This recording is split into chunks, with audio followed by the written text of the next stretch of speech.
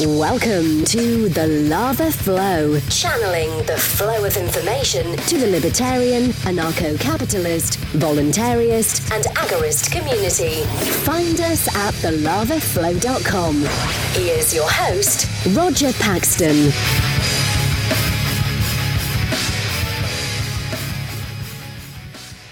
Thank you for joining me this week from the state with the longest candy counter in the world at Chudder's, where my boys love to shop. This is the show where I shoot from the lip to bring you the people, places, and events that everyone in the Liberty Rebellion needs to know. You can catch me on Twitter at the Lava Flow Pod. This is episode 138, Permanent Record, and it's Tuesday, September 24th, 2019, when there have already been more than 605 people killed by police this year, and the United States debt clock shows us at more than $22,617,400 million in debt. What's wrestling my jimmies this week?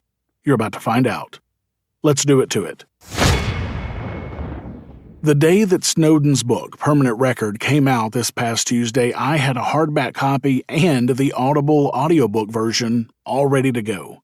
I thought it would be an interesting piece from the horse's own mouth, so to speak, but I wasn't quite sure what to expect.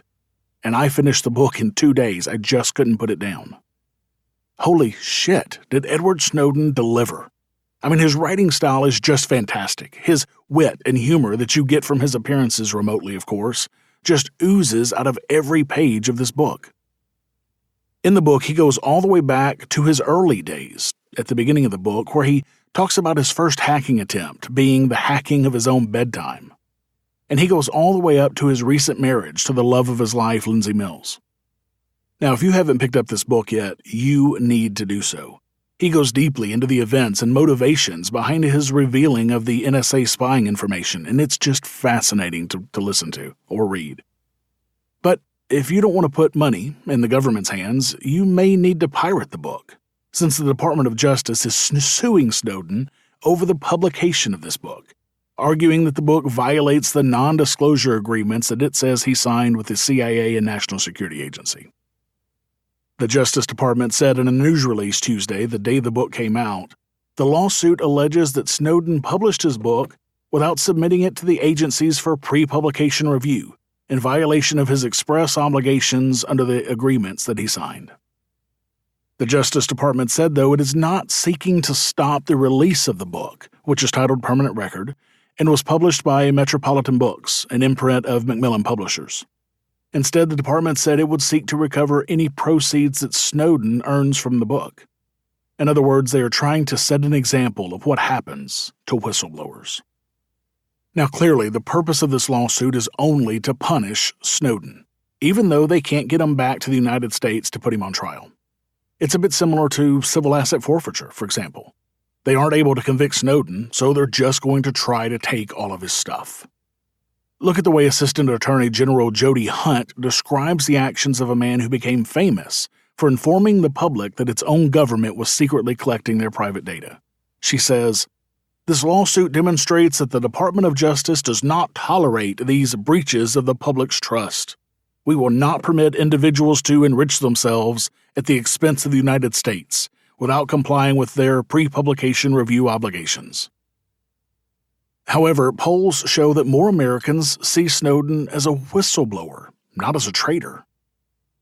55% see him as a whistleblower, where only 34% see him as a traitor, according to a recent poll. The public's trust was breached by the NSA's secret surveillance, not Edward Snowden, who has maintained that the reason he won't return to the United States for a trial is because he won't be allowed to make the case to a jury that his actions were justified whistleblowing for the purposes of benefiting the American public, not an attempt to aid foreign opponents of the United States, as many detractors claim. The suit also names Macmillan, solely to ensure that no revenue from the book is transferred to Snowden or at his direction while he lives in exile in Russia, out of the grasp of the U.S., where he faces espionage charges that could land him behind bars for many years.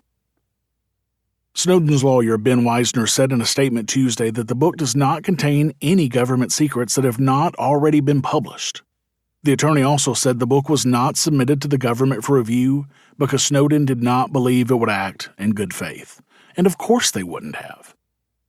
Wisner said, Mr. Snowden wrote this book to continue a global conversation about mass surveillance and free societies that his actions helped inspire. He hopes that today's lawsuit by the United States government will bring the book to the attention of more readers throughout the world. And boy, did it ever. But it doesn't stop there. Snowden has been giving speeches and remote interviews since 2014 about his work and his whistleblowing, and the Justice Department is going after him about that as well. I had the great pleasure of being at Liberty Forum here in New Hampshire in 2016, where Snowden gave a live remote interview, and it was amazing to be a part of. The lawsuit notes that he makes money from his speeches, which he also does not submit to the CIA or FBI for pre-review, as his agreements with the agencies supposedly require. And of course, Snowden is loving this shit. He's loving all this extra attention. He went to Twitter saying, hours after the United States government filed a lawsuit seeking to punish the publication of my new memoir, #permanent record, the very book the government does not want you to read just became the #1 best-selling book in the world. It is available wherever fine books are sold. Now that's the Snowden snark that I love so fucking much. My only hope is that Snowden received at least some of the money for his book as an advance before this lawsuit happened. While that still sucks for Macmillan, they certainly knew that something like this could and likely would happen, and hopefully they were prepared to deal with it. So I highly recommend that you read this book. Hell, if you live close to me, come borrow my copy. Or if you look closely enough, I bet you could find it torrented somewhere. I wouldn't be surprised if Edward Snowden torrented it himself. Either way, read this book. What's in the news? The news you need to know from a libertarian perspective. In Justice Denied news, a Michigan man was jailed last month on a $500,000 bond after writing critical posts on Facebook about the judge who denied him custody of his son. Jonathan Vanderhagen, 35, is now standing trial for malicious use of telecommunication services.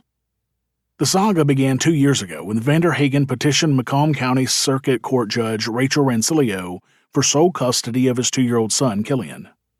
Vanderhagen argued that Killian's biological mother was unfit to be Killian's sole guardian. Judge Rancilio disagreed, and the child's mother was able to retain full custody. Shortly after the custody dispute, Killian passed away in his mother's care, from what authorities concluded was a pre-existing medical condition. Despite that conclusion, Vanderhagen believed that Killian would still be alive, and had he been granted custody. Since his son's death in 2017, Vanderhagen has used his Facebook page to criticize Rancilio's custody ruling. These posts, none of which were deemed threatening by the police department that investigated them, landed Vanderhagen in jail. According to a complaint and an emergency bond hearing provided to Vanderhagen's lawyer Nicholas Somberg, Vanderhagen was charged with 1 misdemeanor count of malicious use of telecommunication services due to his criticism of Rancilio. The definition of malicious use includes using a telecommunication service with the intent of terrorizing, intimidating, threatening, or harassing Rancilio. The case report, filled out by Sergeant Jason Conklin of the Macomb County Sheriff's Office, notes that Rancilio was made aware of Vanderhagen's posts, several of which included screenshots of her own Facebook page and pins on Pinterest. The screenshots are accompanied by captions promising to expose the corruption of the court system, and calling Rancilio and Mary DeRose, a 14-year veteran friend of the court who was involved in the custody case, shady. Conklin wrote in the report, "At no point does Vanderhagen threaten harm or violence towards Rancilio or DeRose." The Facebook post in question shows Vanderhagen holding a shovel with the photoshopped initials RR and MD, believed to be Rancilio and DeRose, respectively. The caption says, "Data back to digging, and you best believe I'm going to dig up all the skeletons in this court's closet." Vanderhagen was released on a $10,000 bond at first under the condition that he would not engage in direct or third-party contact with Rancilio. Vanderhagen was also prohibited from sending inadvertent messages by way of Facebook to Rancilio. Vanderhagen still posted on Facebook about his case, but never mentioned Rancilio at all, nor even alluded to him. Regardless, Vanderhagen was summoned to appear before District Judge Sebastian Lucidio at the end of July for an emergency bond hearing, allegedly for posting messages about Rancilio.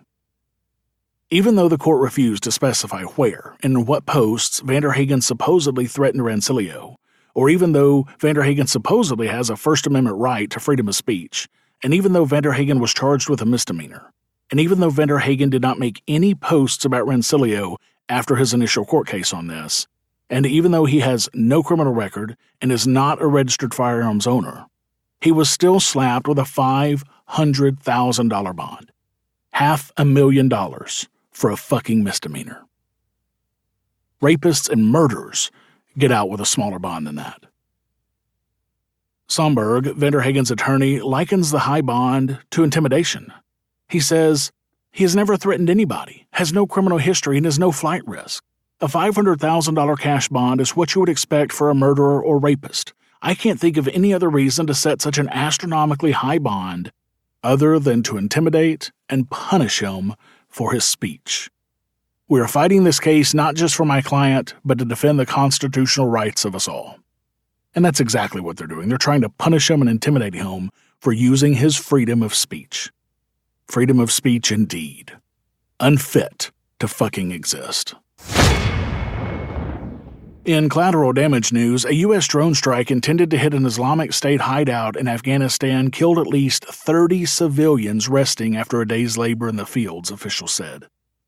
The attack on Wednesday night also injured 40 people after accidentally targeting farmers and laborers who had just finished collecting pine nuts at mountainous Wazir Tangi in eastern Nangarhar province, 3 Afghan officials told Reuters. Tribal elder Malik Rahat Gul said the workers had lit a bonfire and were sitting together when the drone targeted them. Afghanistan's defense ministry and a senior U.S. official in Kabul confirmed the drone strike, but did not share details of civilian casualties. Haider Khan, who owns the pine nut fields, said about 150 workers were there for harvesting, with some still missing as well as the confirmed dead and injured. A survivor of the drone strike said about 200 laborers were sleeping in 5 tents pitched near their farm when the attack happened. The United Nations says that nearly 4,000 civilians were killed or wounded in the first half of this year alone. That included a big increase in casualties inflicted by government and U.S.-led foreign forces. Since January of 2009, the United Nations has documented more than 16,000 civilian deaths and 30,000 injured civilians in Afghanistan. Now, folks, this is your U.S. government at work with your stolen money.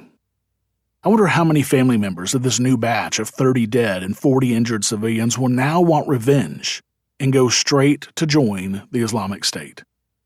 The U.S. government just grew the size of the Islamic State with this attack. Great job. As most of you know, I was laid off from my 9-to-5 director of IT job last summer. Among the many terrifying things about losing your job is losing your health benefits. Our family went about 6 months without any kind of health insurance, and the anxiety and worry that came along with that was not insignificant. But after spending dozens of hours researching our options and quickly rejecting the $2,000 a month price tag that came with the options available with traditional insurance, we found Health Excellence Plus, a health share that was a fraction of the cost, and we're glad we did. Only a few weeks after joining as members of this health share program, my wife was diagnosed with a common skin cancer that requires an expensive procedure to remove the cancer and another surgery to repair the damage done from the cancer removal. When this is all said and done, Health Excellence Plus will have saved our family thousands of dollars, and I'll bet they can save you money too. Health Excellence Plus is a health share that meets the requirements of the Affordable Care Act, Obamacare. A health share is a community of like-minded, health-focused members who have joined together to share each other's medical costs above an amount they can comfortably afford. A health share is not traditional health insurance. It is designed to be a catastrophic coverage for major items, like my wife's surgery. The cost of an average family insurance policy for a primary 45 years old with a $5,000 deductible is $1,450 per month. A Health Excellence Plus $500 initial and shareable amount with a healthcare strategy is only $783. Get started saving money today at thelavaflow.com/health. That's thelavaflow.com/health. In cannabis news, how do you lose money dealing marijuana? Be a government agency, that's how. When Canada legalized recreational marijuana, it did a lot of things right, including lower weed taxes than you'll find in most U.S. states. Unfortunately, it also insisted on licensing, heavy regulation, and state monopolies in the supply chain. The result, over the last fiscal year, Ontario has lost $42 million, $31.7 million in U.S. dollars, by getting the country's largest province directly involved in setting up the marketplace. Ontario doesn't just handle the licensing and the regulations. It's also responsible for operating the only legal online site for purchasing marijuana in the province, and it's the only wholesale vendor. The Ontario Cannabis Retail Corporation, the state-owned business that runs the Ontario Cannabis Store, reported revenues of $64 million for the last fiscal year, which it did in March. But newly consolidated financial statements show that during the same time, the corporation logged $106 million in expenses. The province of Ontario incidentally logged a $7.4 billion budget deficit for the 2018-2019 fiscal year. Imagine that.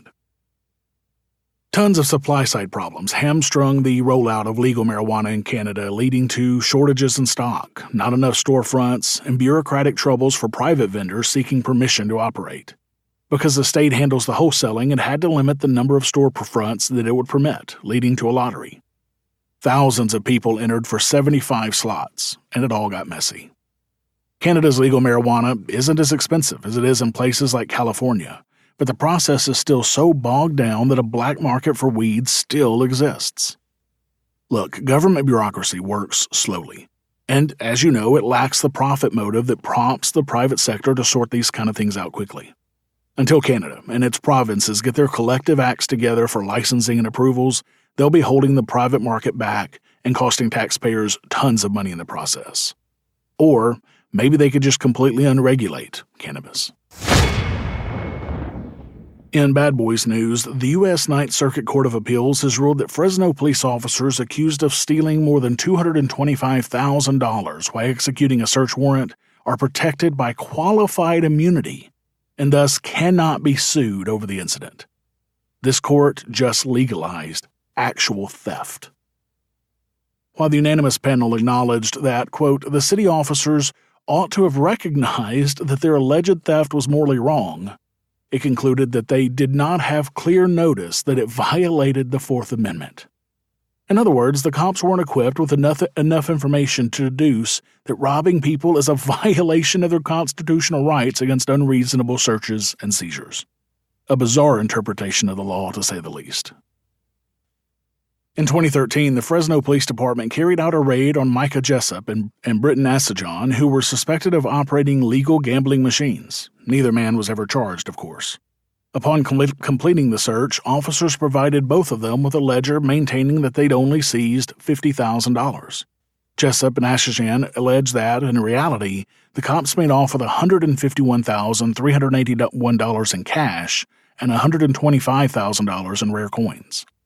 Both men contend that the officers pocketed the difference between the funds reported with the warrant and the total amount they took, amounting to a $226,380 theft.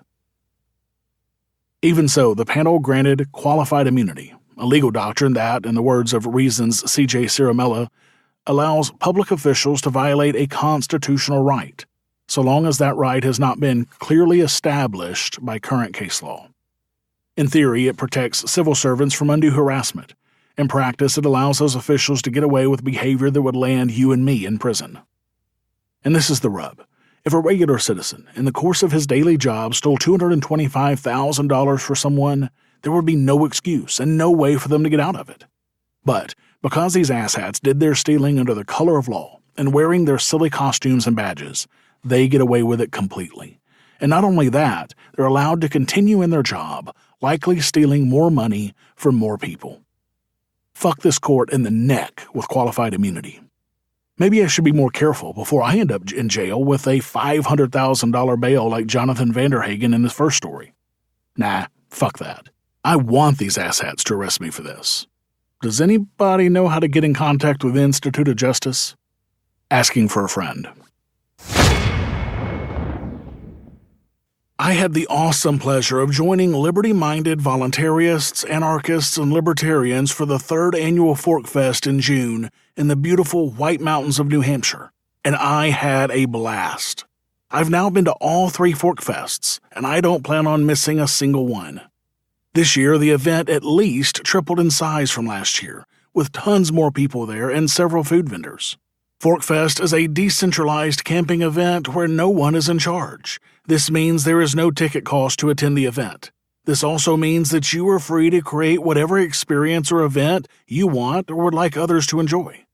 You can connect with other ForkFesters via the unofficial Telegram chat or the ForkFest forum at the unofficial website forkfest.party. That's forkfest.party. Keep an eye out for the dates for next year's event, which will likely be in late June. I hope to see you at ForkFest next year. In more Bad Boys news, a Florida grandmother was shocked to find out that her 6-year-old granddaughter had been arrested Thursday for, get this shit, throwing a tantrum. Marilyn Kirkland says that Kaya's journey to the Juvenile Detention Center by Orlando police officers began at Lucius and Emma Nixon Elementary Charter School. Kirkland explained, "What do you mean she was arrested?" He said, "There was an incident and she kicked somebody and she's now being charged and she is on her way." The disorienting chaos was too much for Kirkland to process. Kaya's arrest came after the little girl had a tantrum in class because her sleep apnea prevented her from getting enough rest the night before, Kirkland said. The episode resulted in a trip to the office, where a school staffer tried to grab Kaya's wrists to calm her down, prompting her to kick back, she said. Kirkland continues, "She has a medical condition that we are working on getting resolved." And he says, "What medical condition?" I say she has a sleep disorder, sleep apnea. And he says, "Well, I have sleep apnea, and I don't behave like that." Yeah, fuck you. First grader Kaya was handcuffed and carted off where Kirkland says that she was fingerprinted and even had a mugshot taken and was charged with battery. Kirkland said, "They told us we have to wait a few minutes because Kaya was being fingerprinted.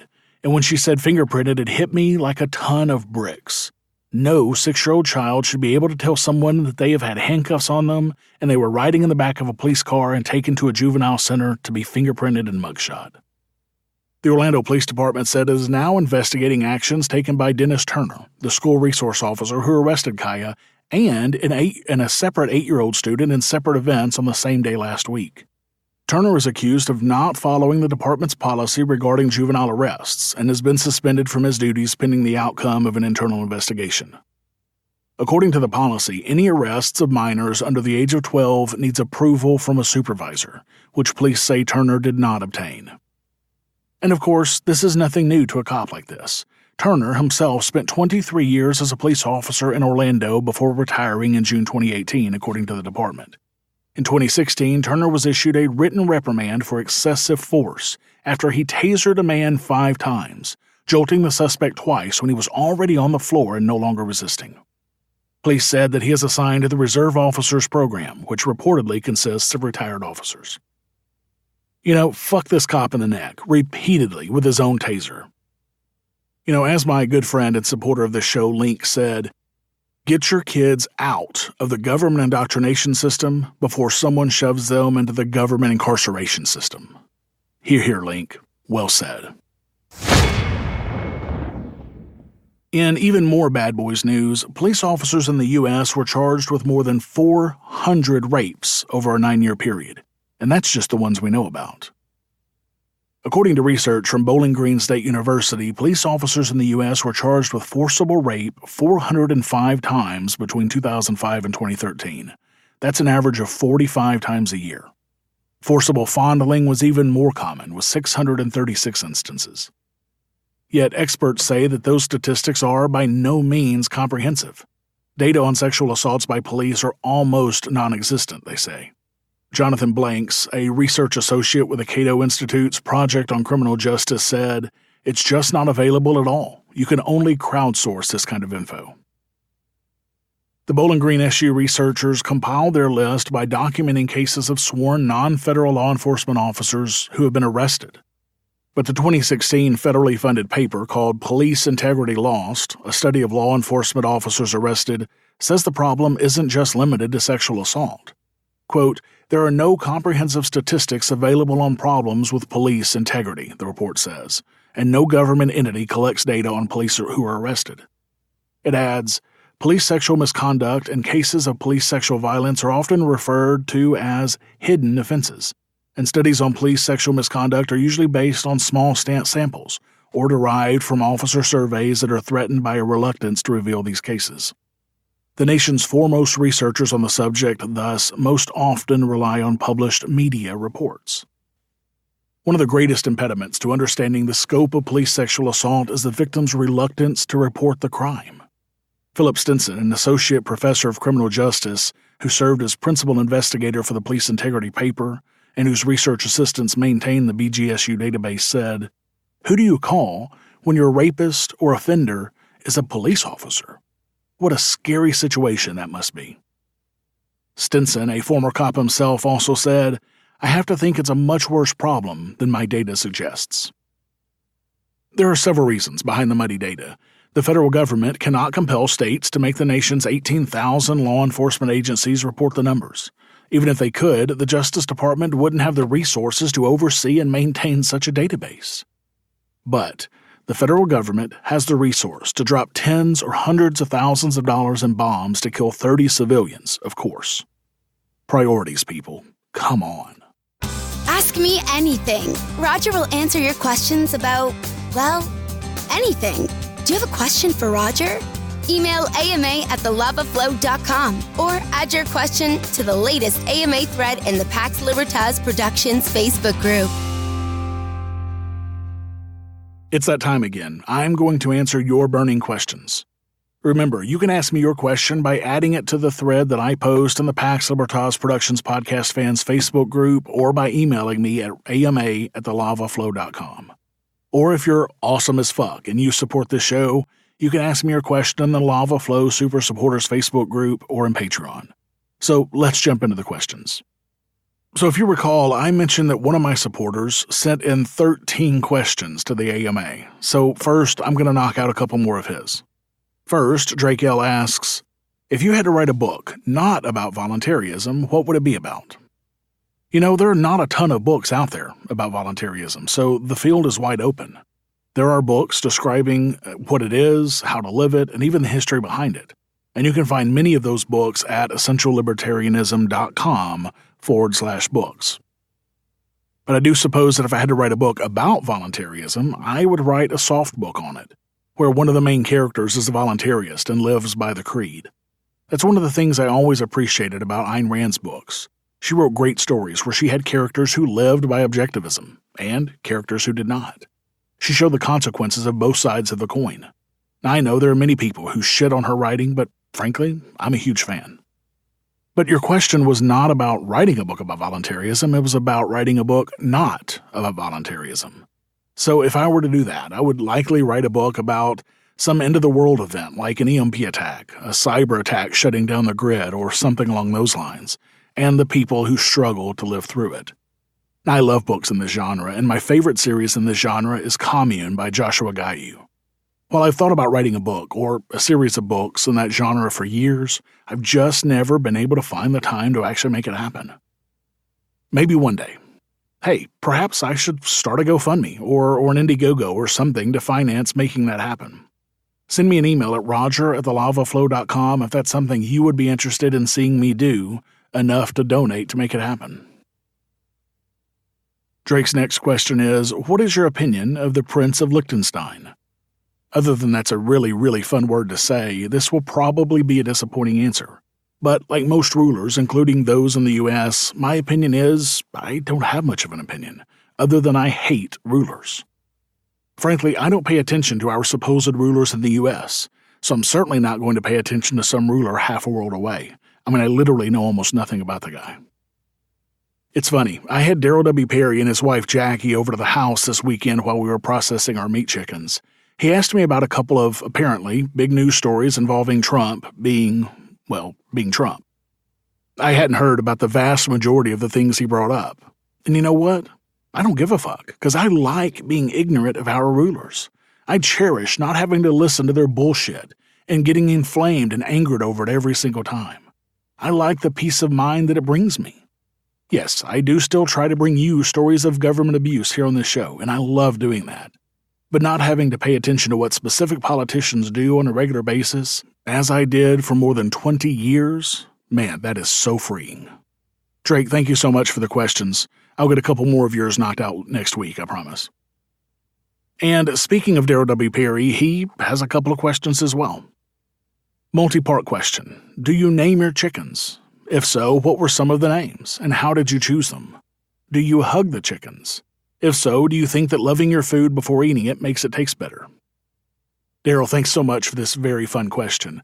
So when we bought our initial 12-layer chickens 3 years ago, we did name them. We named all of them after food, since the joke was that these chickens would never be food, only egg producers. We named them things like chicken nugget, chicken and waffles, chicken sandwich, chicken pot pie, chicken fried rice, etc. When we got our meat birds a couple of months ago, we swore that we weren't going to name them, since we would have to process these birds on our own and eat them. I mean, I say we would have to process them on our own, but really we chose to, actually. And as you know, since you were there, Daryl, it was not a too difficult process, and it was very interesting. For those of you who are supporters of my show, you can expect a supporters-only show in the next week or so with me and my wife describing how that chicken processing went and talking about our future endeavors at the Strike the Root homestead for the spring.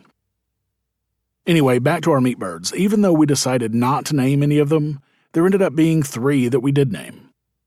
The first one to get a name was the runt of the bunch. My youngest son decided that he wanted to eat that bird all by himself and marinate him in teriyaki. So he named the bird Teriyaki. Go figure. Very original, right? So that bird came in at 2 pounds, 10 ounces, when our average weight of all of our birds was 4 pounds, 6 ounces, so he was tiny. The second one that we named was shortly after my wife ran over his leg with a chicken tractor one morning when moving them to fresh grass like we did every day. He limped from then on, so we named him Mr. Limpy. Finally, we had one bird whose breast looked huge compared to the rest. I mean, it was massive. We named him Dolly Parton, but when we processed him, we found out that it was not really his breast meat that was that large. There was something wrong with his crop that kept much more food in his crop than it should. It was very strange indeed. But no one in our family hugs the chickens except our boys, and they even hug the meat birds a little bit, even though they swore they were not going to get attached to them. No, I don't think it makes the food taste better, but maybe it makes the process a bit easier and better because you know you've taken excellent care of your birds before you dispatch them as part of your final solution. Daryl also asks, there's been some discussion online recently about whether comedy is supposed to be funny or offensive. What are your thoughts on this? I assume this is in reference to the Dave Chappelle comedy special on Netflix and all the controversy that ensued. My wife and I actually did watch that, and frankly, I didn't find it nearly as funny as Dave has been in the past. I mean, there were some funny moments, of course, it's Dave Chappelle, but overall it was average at best. I think comedy has one mission, and that's to be funny, period.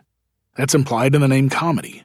I also think that offensive comedy, personally, is funny as hell, especially when the comedian is making fun of me and makes me a bit uncomfortable. Now, while this is not necessary for funny comedy, I personally find it very appealing and hilarious. Thanks so much for the questions, Daryl. And finally, from a friend and supporter, Robert C., who I had the great pleasure of hanging out with him and his awesome wife at PorcFest this year, he makes a statement more than a question. I just wanted to say that the way you handled the fair tax question recently was brilliant. Thanks so much, Robert. You know, I also had the pleasure to spend a lot of time with the guy who sent that question in at PorcFest this year. He was an awesome dude, too. And we just happened to agree with each other on the fair tax. Whatever. For those of you who may have missed that episode, you can check it out on episode 132 at thelavaflow.com/132. Also, Robert, personally, I just wanted to thank you for stepping up and moving your support over to my new support at thelavaflow.com/support instead of Patreon. Thanks so much. Thank you for listening to the show this week. As always, I need to thank my favorite chicken eviscerator, Jessica, for her help with the show. For the show notes to this episode, where I put links and other information that's been on the show, go to thelavaflow.com/138. I have 2 new supporters this week, on top of several people who've switched their pledge from Patreon to my own support plan this week.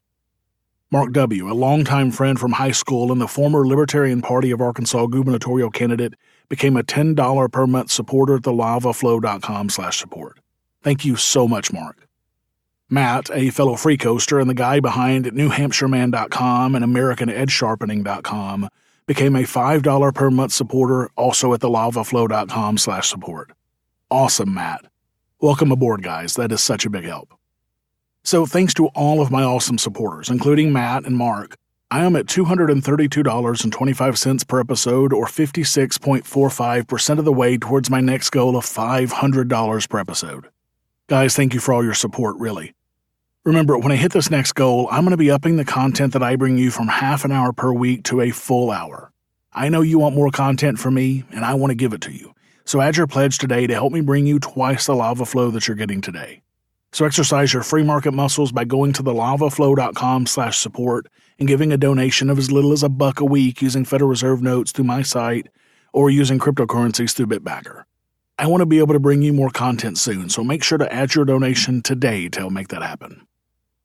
I don't have any new reviews since my last episode, but if you have a minute and you want to hear your review read right here on the show, please go to thelavaflow.com/Apple and leave me a rating and a review. All the cool kids are doing it. Thank you to everyone who's left me a rating and a review so far. You guys rock. To all of you who haven't, can you guys help me out and go leave a review for me? Go to thelavaflow.com/Apple to do that now.